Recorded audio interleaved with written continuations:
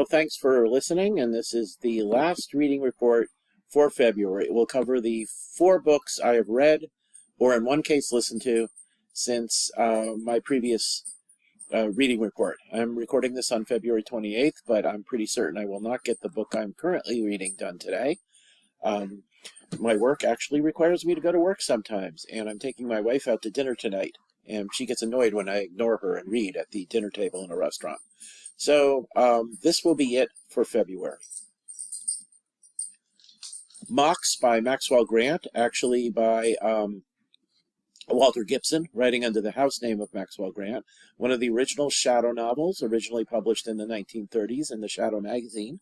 I'm reading this as for the Shadow Book Club, run by the excellent Shadowed Circled magazine, a magazine about the Shadow, that its last issue, number 8, actually had an article by me in it, so I would look that up and get it and read it. But in this one, we have a villain known as Mox. He's been luring inventors to his mansion outside New York City, paying them cash for the rights to their inventions, and then dropping them through a trapdoor to their desk before they can leave with the money. So the Shadow learns of the scheme, and he rescues Mox's latest intended victim, but Mox himself gets away. Much of the rest of the novel involves figuring out who Mox really is. New York cop Joe Cardona and a local county detective, each of whom has taken a dislike to the other, have different ideas about how to proceed. But it is, of course, the Shadow who fits the clues together in time to save Cardona from a sadistic death trap. The novel is built around the Who is Mox plot, and it works quite well. The mystery of the identity of the villain and the identity being used by the Shadow, along with some very effective misdirection and a few good action scenes, carries this novel along to a very satisfying climax. Next, we dive into history with Andrew Jackson and the Miracle of New Orleans by Brian Kilmeade. This book, like Kilmeade's other history books, can be seen as one-sided. You know, Andrew Jackson was a multifaceted and very controversial man. He definitely had his faults as well as his virtues. But Kilmeade concentrates on his virtues, his courage, his leadership abilities, and his focused determination to defend New Orleans. Jackson's faults are barely touched upon. But I don't consider this a fault of the book. Kilmeade's purpose in this and his other histories is, I think, to celebrate courage and leadership. Nothing he writes is inaccurate. Jackson was courageous, and he was a single-minded and often inspirational leader. Yet, to use a quote from the book, he mixed intimidation with fatherly affection.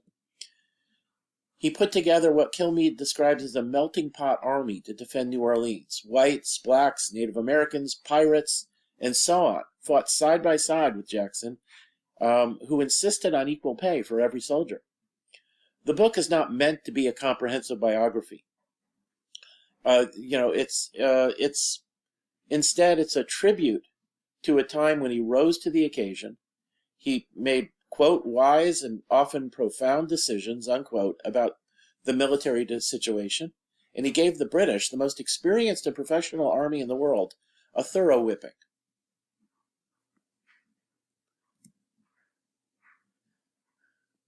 Archie meets Nero Wolfe. Now, I am always reluctant, often reluctant. It's actually weird because I'm not consistent in this. I am often reluctant to read continuations of a long-running series that are done by somebody else after the original author has died. I'm not consistent in this. I love well-written Sherlock Holmes pastiches, and I love that there's a lot of writers today continuing on with the pulp heroes like the Shadow, Tarzan, the Spider, and those guys, new adventures of them. I don't attach them to the original author or authors so much that I can't enjoy continuations or pastiches by other authors. That's great.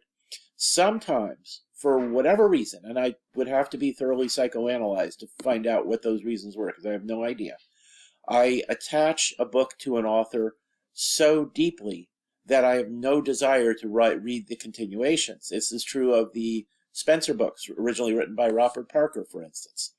And it was true of the Nero Wolfe books, originally written by Rex Stout. Robert Goldsborough has written some very well-received Nero Wolfe novels, but I just didn't want to dive into them.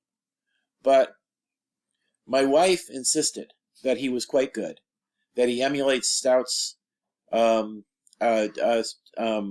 style very well, that he catches the personalities of Nero and Archie Goodwin. And so I thought I'd start with Archie meets Nero Wolfe. This isn't the first one Goldsborough wrote, but it's a flashback to the early 30s when Archie first met Nero Wolfe. And it's a fun book. It really is. It uses a few clues from Stout's original novels to set up the plot.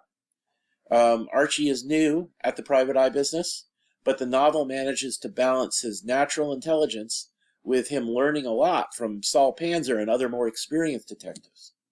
It suffers a little from the absence of Archie and Wolfe snarking at each other, but Archie doesn't begin formally working for Wolfe until the end of the book, so that's not a fair criticism of this book. It's a condition of the story rather than a fault of the author.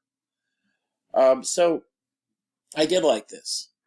And I do think he understands the characters, and he does try to emulate Stout's style.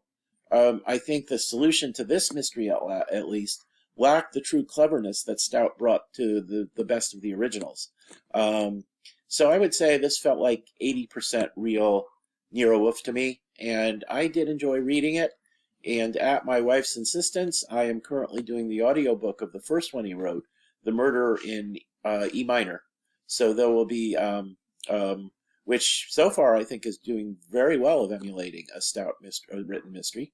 And so there'll be a review of that probably by my next reading report.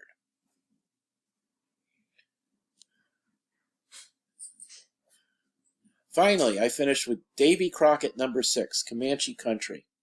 In this one, Davy and his sidekick, Flavius Harris, they've been trying to get to St. Louis for several books now, and they just keep running into trouble along the way and just not getting there.